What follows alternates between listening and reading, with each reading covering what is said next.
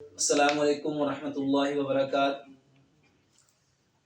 ایک سوال کافی سارے لوگوں نے پوچھا کہ کیا روزہ رکھ کے انسان اپنی بیوی کے ساتھ صحبت کر سکتا ہے؟ میرے محترم بھائی اور بہنوں، اللہ سبحانہ و تعالیٰ نے روزے اس لیے فرض کیے ہیں لعلکم تتقون، ہم متقی بن جائیں۔ تو تقویٰ اس بات کا نام ہے کہ ہم اپنے رب کی رضا کے لیے حلال چیزوں کو چھوڑ دیں۔ اور روزہ میرے محترم بھائی اور بہنوں صرف کھانے اور پینے سے رکنے کا نام نہیں ہے۔ ہم روزے کی حالت میں اپنی بیوی کے ساتھ صحبت بھی نہیں کر سکتے، اس کے ساتھ مباشرت نہیں کی جا سکتی۔ روزے کی حالت میں ہمیں ان ساری چیزوں سے بچنا چاہیے۔